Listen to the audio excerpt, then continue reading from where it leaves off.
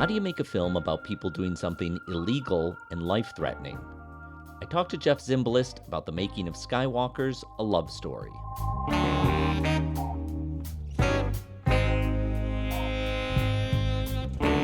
I'm Thom Powers, and this is Pure Nonfiction. Jeff Zimbalist has been directing documentaries for over 20 years. His breakthrough in 2005 was Favela Rising, set in the slums of Rio de Janeiro, about a former drug trafficker trying to spread peace through music. Jeff has frequently worked on sports-related documentaries. They include The Two Escobars, Pele, Birth of a Legend, and Momentum Generation. He co-directed several projects with his brother Michael, though in recent years they've worked separately. Now Jeff has a new film that he co-directed with Maria Bukhonina. It's called Skywalkers, a Love Story, profiling two young people who are passionate for climbing to the highest points of skyscrapers that they photograph for social media. The activity is called rooftopping. The first thing we see on screen is a text card that says, "This film contains extremely dangerous and illegal activities. Do not attempt to imitate." The film's main figures are Russian climbers Ivan Beerkus and Angela Nikolau. They started rooftopping as individuals, then met and became a romantic couple. The film follows their relationship over several years as they're tested in many ways. We see them questioning their future, both for climbing and with each other. Before they give up on anything, they want to attempt their most ambitious stunt ever, to climb the second tallest building in the world, Merdeka 118 in Kuala Lumpur. The building was still being completed, and they knew of other trespassers who were jailed. They decide their best chance at not getting caught will be on the night of the World Cup football final in December 2022, while security is watching the game. We follow their every step, and it feels like we're watching a heist movie. At one point, Ivan and Angela realize workers are coming. They take refuge in a dusty alcove of construction material that they call the cave, where they hide in cramped positions for hours with scarce food or water. Skywalkers, a Love Story made its debut at Sundance and was acquired by Netflix. I hosted Jeff this past spring at the Miami Film Festival, where he shared with me some of the secrets behind the making of the film. We reconnected a week ago so I could get those stories on the record. He described to me the influences he takes from his parents. I asked him to start there. My dad told us stories growing up of working for governments in Latin America, particularly that were revolutionary, pushing the envelope, and some close calls that he had, particularly in Chile, when in 1973 he was doing a study for the Allende government, which was a democratically elected socialist government. And he was proving economically that the efficiency at the workplace was higher when the obreros, when the workers were their own bosses. And he got a inside message from a friend in the State Department in the U.S. telling him that he needed to leave the country, that there was a coup being backed by the United States. And he left on the 10th of September, and then on the 11th, his office was raided, his colleague was taken, his apartment was raided, and as we know, over 3,000 people were killed in the National Stadium. And my dad told us stories of working for Castro and working in Panama. And so I think I was raised with this sense that there was an adventure to be had out in the world, and that I could get inside exciting movements that were pushing for change in the world and be a part of something bigger. And I went to Latin America a lot growing up, did volunteer work in the summers, and then studied there during college. And then for the first 10 plus years of my career, I was mostly making films in Latin America.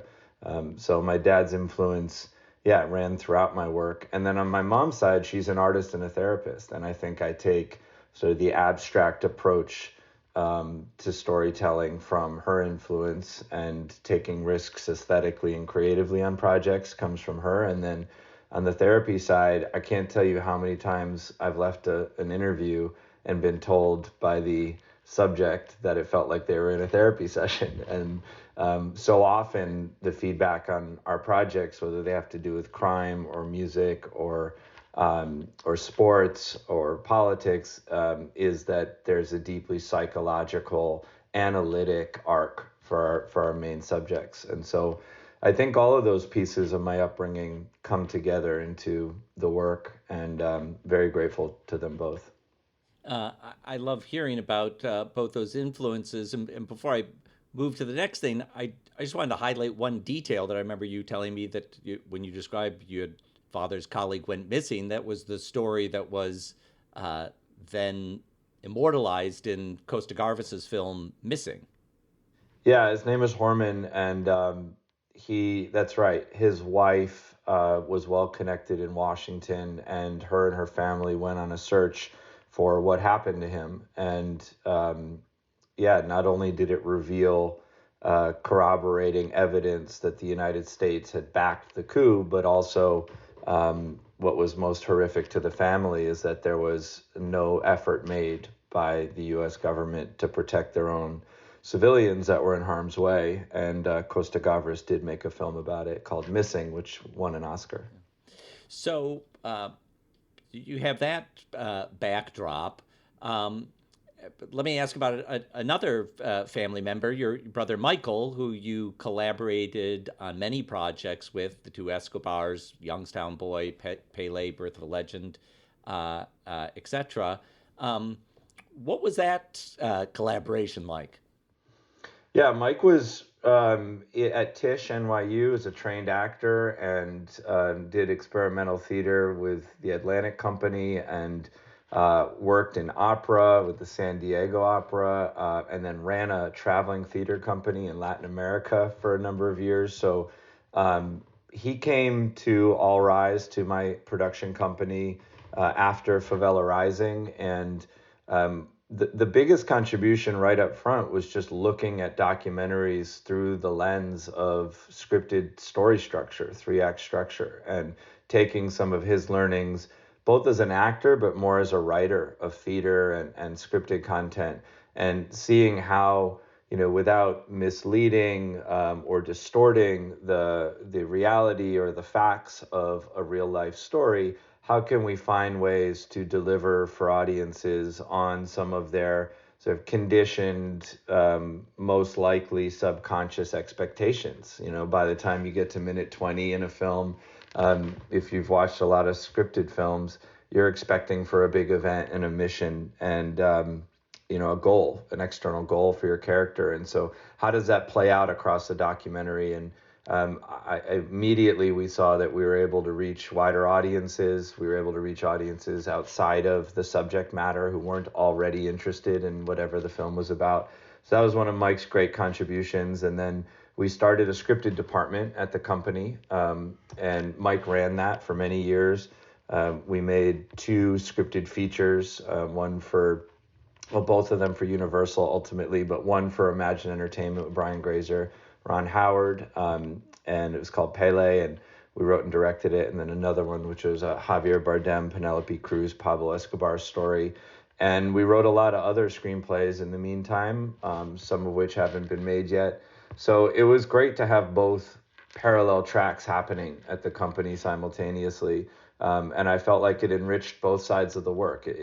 Taking sort of the authenticity, the unexpected nuances and eccentricities that you find in docs, and trying to infuse some of that into these worlds in the scripted space. All of our scripted stuff was based on reality, based on real events anyway. And then vice versa, taking some of these learnings that I mentioned earlier about reaching audiences and making things accessible to people who otherwise might never have been interested, taking some of those learnings and applying them to documentary. So when you work so closely with a sibling as a co-director on several projects, what did it mean to work more on your own on different projects? Yeah, I had started my career for many years working on my own, and I almost always collaborated. Like even on Favela Rising, I worked with Matt Mashari as a co-director, and then worked with my brother on a number of things. Now I just did Skywalkers with Maria Bukhonina as a co-director. I like having somebody by my side to bounce ideas off of, to sort of regulate when things are getting too extreme, to push when things are getting too conservative. So it's a part of my process, and I've continued to do that and find meaningful collaborators on my projects. I guess continue is the wrong word because I think I've always done it. So let's talk about this new project, Skywalkers, a love story. Um, you had your own personal history as a rooftopper. Can you describe that?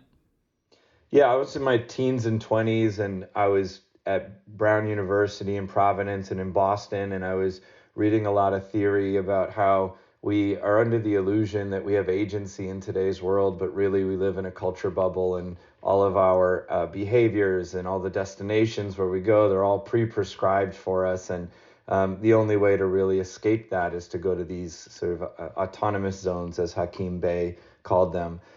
Which for me, that was all theory, but for me, that meant exploring the nooks and crannies of the city, going underneath the machinery of the city, going above it onto roofs, finding these places where, it was the unknown that attracted me. It was the ability to face my fear on my own terms, to kind of ask questions about who I wanted to be on my own terms. And there was a real thrill to that. I didn't even know it had a name. I just called it trespassing. We had a little club. We called it the Ninja Mission Club.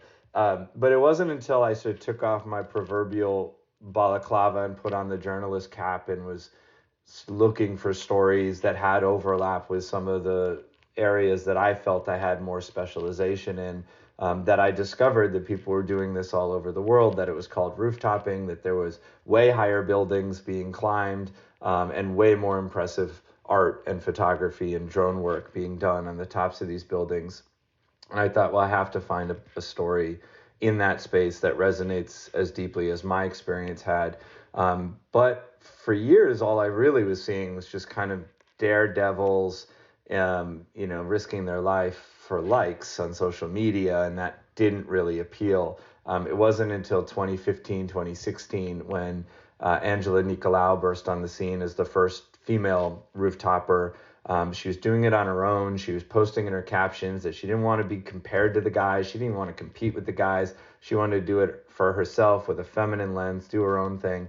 And she really was. I mean, she was creating what I considered to be much more unique and developed art. And she talked about her influences as Warhol and Basquiat, not Jake Paul and the Kardashians. And so I thought this is something very intriguing, and reached out to Angela, and she tells me on our first call that she was raised in a traveling circus. I was like, well, that's even more intriguing.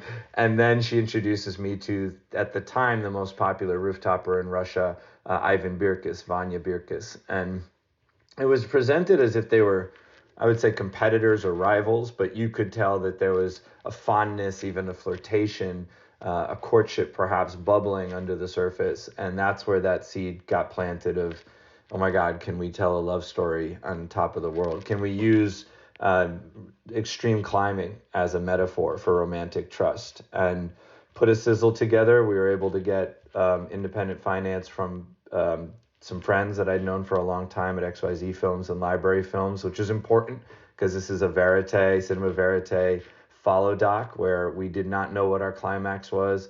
I knew we wanted to see it through the prism of love, maybe even, a three-way where it's them and the buildings, but I didn't know where the major obstacles were to their romance. And we didn't know what the finish line was. And so we were lucky enough to be able to spread the money out over 6.5 years, shot over 6 countries.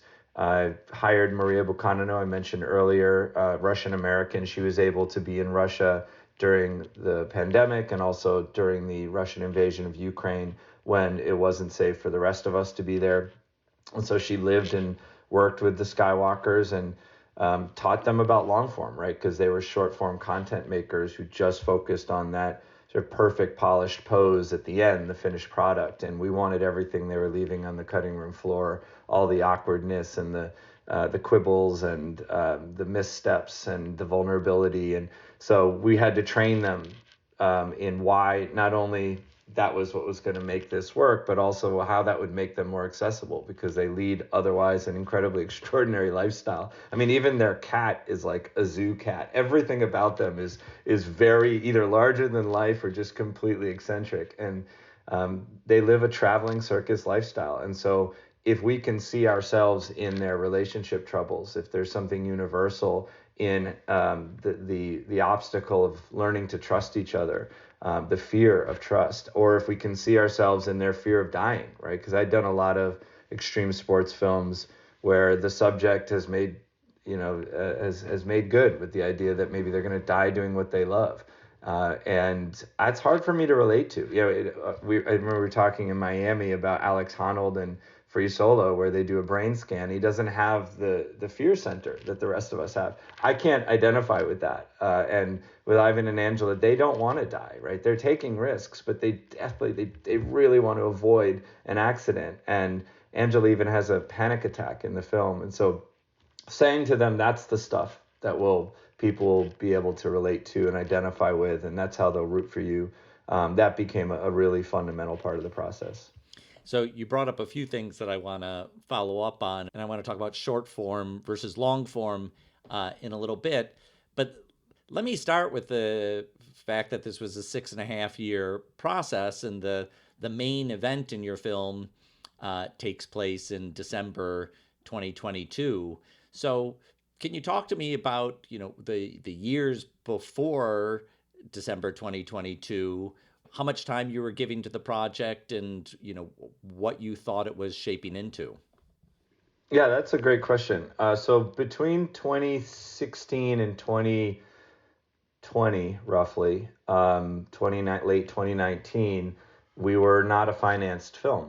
So we were using our own resources. I have a small boutique documentary company, primarily documentary, and we're using our own resources for very select shoots when we felt like there was a life event happening for Ivan and Angela that we needed to capture. And many of the crew members understood that, and were giving us great rates under the expectation that they'd be involved in the bigger project once it does get financed, and trying to save on travel costs, and just very guerrilla, renegade style shooting.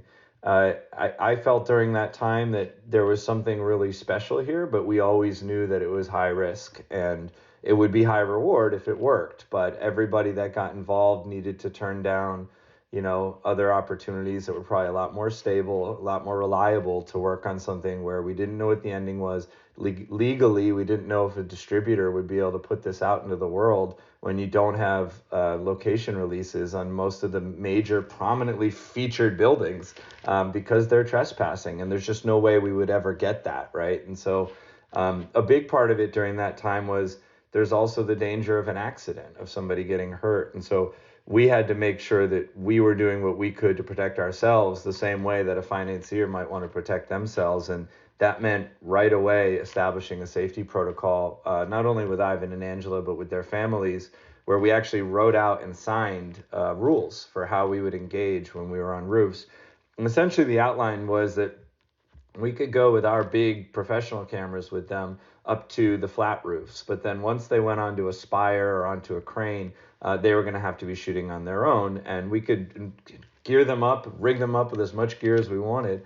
But we wouldn't go because we could distract them. And they, as much as we see in the film that sometimes they're disagreeing and it's high stakes on these spires, that's a part of their process. That push and pull, that tug of war of, as Angela puts it in the film, using this metaphor of her parents in the trapeze, there's the flyer who leads them further towards their dreams, and there's the catcher who pulls them back down to earth and grounds them, and that's the voice of safety. And so we see that tug of war between the two of them up on these spires, but that's a part of them figuring out what their fear threshold is, what their safety threshold is. And if we're there and the cameras are there, as we all learned back in journalism school, as much as somebody consciously tells you they're not going to act differently for the camera, subconsciously we know they do. And so we made sure that we weren't going to intervene in any way with those dangerous, hairy sections of the climb.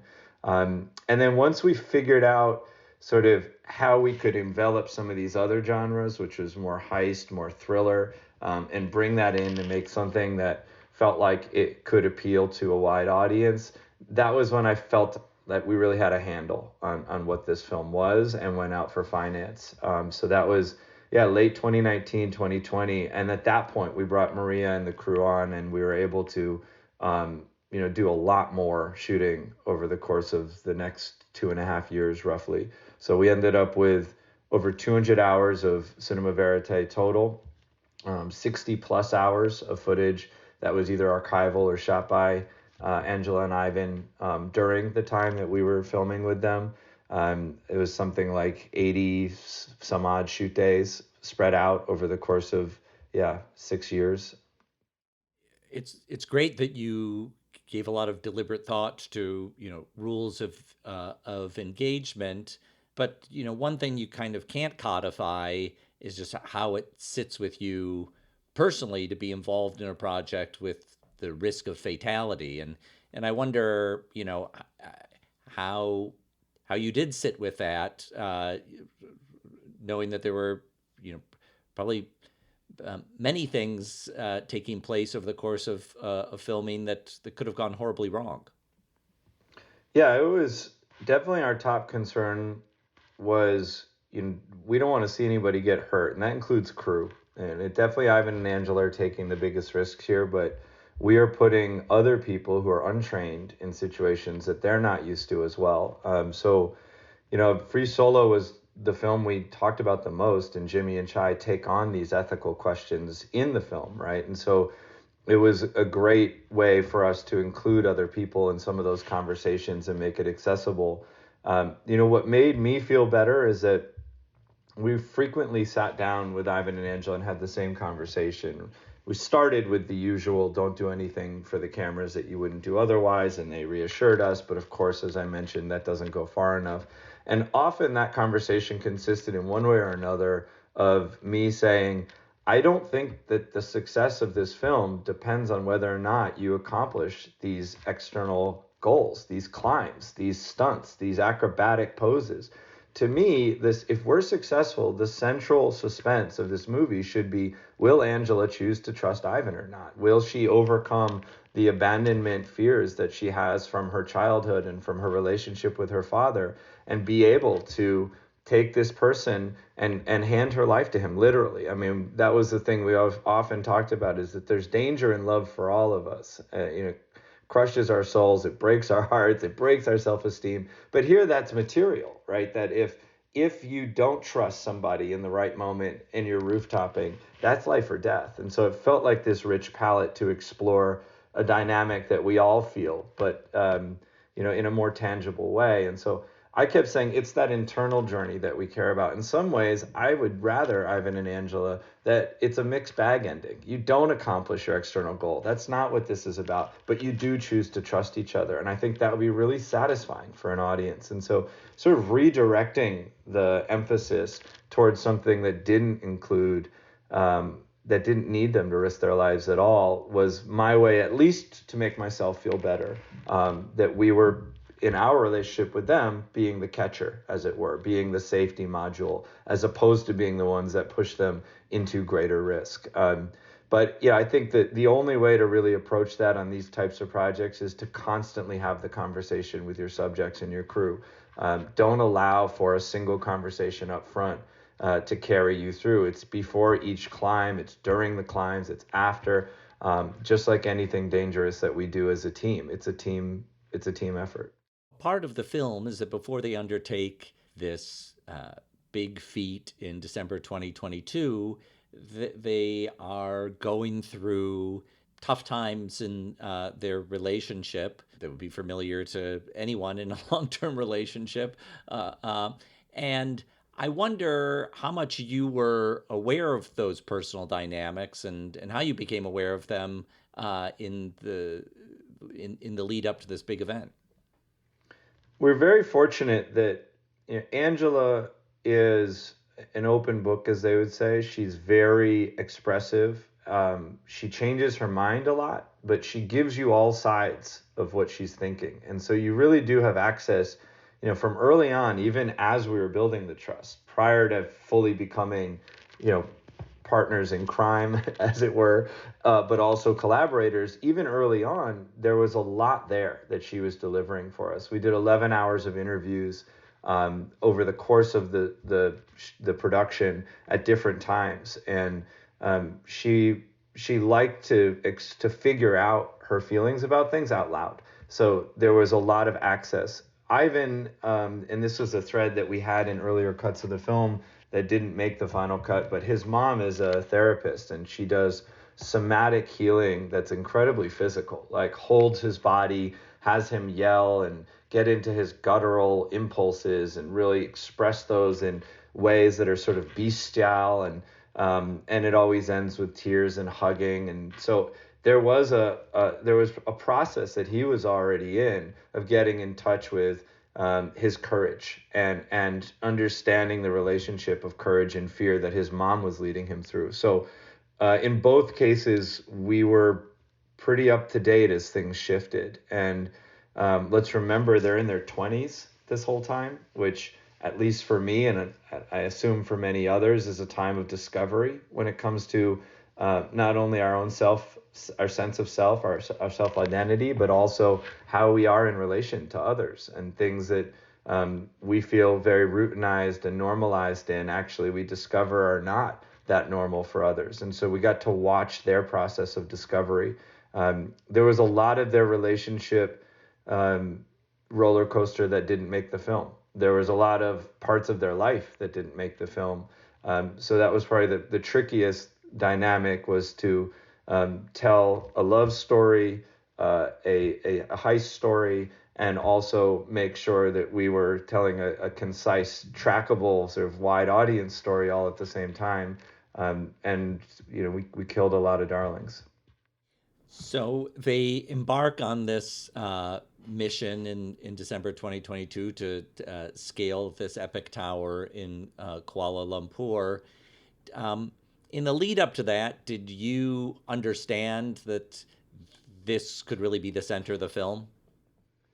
Yeah, that was our hope. I mean, we were always asking, is this the climax? Is this the finish line with all the events in the film? I mean, it's at certain points, all the unexpected turns, like the pandemic and the war and Angela's injury and the panic attack and the retirement conversation. There was just so many opportunities to say, maybe this is it. This is our ending, right? It felt more epic that they would go try to accomplish the world's second highest building, the last super skyscraper. But it needed to be rooted in their relationship. And that was the question mark going in, is it going to solve the two major obstacles, which is that they had lost their followers and their sponsors during the pandemic and the war, and get them back on track? But more importantly, is it going to resolve some of the tension that's been building in their relationship during these hard times? And I was much more concerned that wouldn't happen. What I was worried about is a film that felt empty because they did accomplish some incredible building, but it didn't say anything profound about their dynamic with each other. And we were really surprised that, I admit that I got a little sort of cocky, perhaps, that I thought I had figured out their relationship dynamic psychologically. I thought that the film really was about her understanding that in order to have a healthy relationship as the flyer by nature, she needed somebody who was the catcher, and that Ivan wasn't holding her back and restraining her and muffling her fire, but in fact, he was balancing her out in a really fundamental way that she needed, right? And I thought that was going to be her discovery if she got to the end of her arc. And it turns out that I was wrong, that actually there was a more insightful observation about romance in what happened during the Merdeka 118 climb, which is that they switched roles. They switched flyer and catcher a number of times. And that spoke to this idea that in any healthy relationship, you need to kind of know when it's your turn to lead and when it's your turn to follow, when it's best for the relationship for you to be the rock, or when it's best for the relationship for you to be the star. And that surprised me, and I thought it was a much more profound way of looking at love. Now, whether or not they accomplished the stunt on the top that didn't matter as much as the negotiation of trust that happened beforehand. You described before that on certain climbs you were sending a crew up at least part of the way. For this feat in Kuala Lumpur, you couldn't send a crew, they had to be on their own. Can you talk about how you and Maria and the team were managing that as filmmakers? We were lucky that they actually had cell reception in the building. Our hope is that they were going to either succeed or fail and be out of the premises by the time the World Cup final ended. And the World Cup final went into double overtime, right, in a shootout. So you had even more time than they had estimated they would need. Of course, it's not a spoiler to say that they got stuck. They got trapped in what they called a cave, and they were surrounded by shifts, day shift, night shift, back to day shift of workers and security that were literally surrounding them, taking naps a matter of a few feet away from their hiding place. And so they were texting us during all of that. And we did everything we knew how to try to prepare for a plan B where they got arrested. We had not just anecdotal, but firsthand accounts of what had happened to other trespassers who were currently at the time in prison in KL, in Kuala Lumpur, and it was really severe. I mean, the stakes are not exaggerated in the film about what that would have looked like. And so our entire goal at that point was, let's prepare for that worst case scenario. Of course, they're having whispering conversations in the cave that we have no awareness of, where they're actually encouraging each other, right? Where this is that I was talking about earlier, where the unexpected turn where Angela sort of goes into the like, I need to protect us. And Ivan's the one who says, no, we're going for this. This is our last chance, and vice versa. And so we were not aware of that dynamic that was happening. We did get a text when they made it to the top, to which we said, don't do the pose, don't do the acrobatic stunt. And really, the first time we knew everything that they had accomplished and just how dynamic the footage was is when they flew the drone down to us. So we were on a neighboring roof outside of the premises, and they taped the media cards to the drone from the top of Merdeka, and they flew that over to us so that just in case they're caught on the way out, it doesn't get confiscated. Now, one of the rules that's set up earlier in the film is no one questions you on the way out. So, and that's what happened. We thought that was most likely to happen, but just in case. So we did get the footage well before they got out. There was an incident where Angela left her phone 20 floors up in the building on their way out, and she made Ivan go back up and get it. So it was actually a much longer journey getting out of the building than the film portrays. And during that time, we were able to start going through some of the footage. They captured 30 plus hours of footage on that climb over the course of that climb. And it was in all sorts of formats, right? We had 9 different cameras that were used. So we had the body cams, the GoPros, the night vision. We had these law enforcement grade night vision cameras for the dark areas. They were shooting on their cell phones a lot. When the batteries were burning out on the other cameras, they had a C-70, they had a drone, their own drone, and then we wired them with these untethered, these self-recording sports mics. So all of the audio the entire time is being recorded, and the batteries on those last forever. So we had enough material to actually immerse an audience in the twists and turns of that climb.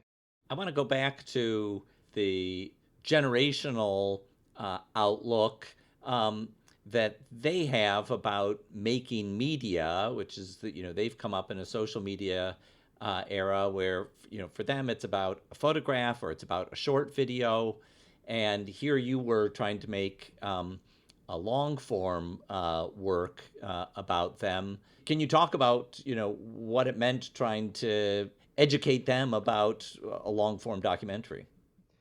Yeah, I mean, at first it was sort of, these are the reasons intellectually, right? There was a cerebral kind of explanation up front. This is why it makes sense for you to reveal the most private, intimate, vulnerable parts of yourself to the world. Because if we have a shared goal here, like I've done a lot of projects where I have to be journalistically neutral. I've got to make a persuasive case for one side and the other side, and This is not that. This right from the beginning said, I'm rooting for you. I want to make a film where audiences are rooting for you. I want them to be sympathetic to you, right? We have to be responsible. We have to avoid, copycats, and we can't make this look fun and easy. But I do want this to reach as wide an audience as possible, and I want that there to be a heroic statement about courage and trust in this film. And so, can we work together to do that? And they immediately were collaborative, and I was impressed by how collaborative they were. The part I didn't know was how quickly they would learn what that meant for long form. Early on, we said, watch Free Solo and watch Man on Wire. These are two very good examples of what a long form documentary is, because they hadn't watched a long form documentary. The idea of watching 100 minutes of nonfiction to them just sounded like a snore. And it was, these are short form content creators who, if they watch a feature length film, that's usually fairly bombastic the entire time, right? And documentary still in some parts of the world has the reputation of being sort of educational and a little wonky. And we said, well, watch these two films. And then every, few months, I'd be like, did you watch those films? Because they'd ask some question that they didn't watch them. They didn't have time. They're too whatever. I mean, I know they have time. They just weren't interested. And it came all the way, flash forward 6 years to The Rough Cut. And this is the first time they're going to watch a feature-length documentary, because they hadn't watched our reference films. And we're like, this is not going to work. I mean, they're going to fall asleep, or they're going to worry that everyone else is going to fall asleep. And to my delight and surprise, they stayed awake, and they're very attentive. And I was like, all right, well, it's about them. At least they should stay awake, right? They don't find themselves that boring. And then there was this sort of pregnant pause after the film ended, where Ivan sort of rubbed his chin and said very politely, if you don't mind, I would like to share a thought with you. And it's up to you, but perhaps you'll at least listen to my concern. And I was like, uh-oh, here goes, right? He hated it. And he says, there's a scene in Bangkok where I'm playing a pickup soccer game, and I scored like 6 goals in that game, and you show some other guy score a goal. And I was like, Ivan, we are happy to put in a goal by you, and if that's the extent of your concerns, we are going to be just fine. And that was the note. That was it. There was no other, I think they were very gracious, in that they felt like they did their thing better than we did. Like, they taught us about rooftopping, and we did our thing, and they were respectful of that, and we taught them about documentary long form. So by the end, I felt that this was the most collaborative relationship as a filmmaker with a subject that I've ever experienced. And I think that only works if you do deeply respect the instincts and the creative sensibility of the subjects. And I really do. I think he's a master drone operator. He's a master producer of these heists that they do, these stunts. And she's incredibly creative. I mean, the thought that goes into each one of those photos is a production. I mean, she's the wardrobe department. She's figuring out the acrobatics as if she's, in Disney on Ice or in Cirque du Soleil. And the music that they choose, and the lighting, and the time of day, and the shape of the building, and they work with architecture. And so I had a reverence for the work they did, and I think they had that for me, and so that's why it worked. And then my last question, what was the experience like for them to see it with an audience at Sundance? Oh, it was thrilling for all of us. They're Russian, right? At a time when getting a visa as a Russian in the United States is near impossible. But also they make a career breaking the law. They're outspoken artists who trespass for a living. And so getting them a visa in and of itself was its own heist. I mean, it was a huge project. Ultimately, we made calls to law enforcement, intelligence, the FBI in the United States, and the governor of Utah, Mitt Romney. And it was Mitt Romney's office that was able to expedite a visa process out of Indonesia, in Jakarta, where Angela and Ivan waited for 10 days, and they got their visa at the last minute, and they showed up to Park City an hour before the premiere at Sundance. And we had hoped that we could do a stunt where they were on the roof, and then they came down off the roof, but the roof was full of snow, and Sundance was like, absolutely no, high liability. So we did do a little stunt where we revealed to the audience that they were there as they entered the theater, and it was amazing. I mean, it was many standing ovations, incredible questions and answers with Ivan and Angela. I think they finally understood what they'd been working on. Like, I don't know that they really got it until then, what the potential of this was. It just wasn't their form. But also, what was unique about that Sundance premiere is that I've been doing this for 2 decades, and I've never had an audience clap during my movie. And they clapped multiple times during the screening. And that's something that's happened at all the other screenings. And people approach this in the theater like a sporting event. They yell at the screen, they push their partner, and they cover their eyes. And so I that was like, I'm sitting in the theater in my little director brain having a million doubts about whether this harebrained scheme worked or what did I just waste my time on. And then the audience says to you, no, we love it, during the movie. And they were in the theater for that. So I thought that was maybe the most special part of it all.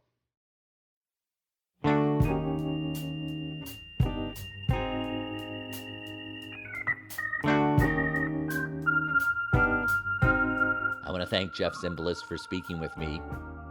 Skywalkers: A Love Story is available on Netflix.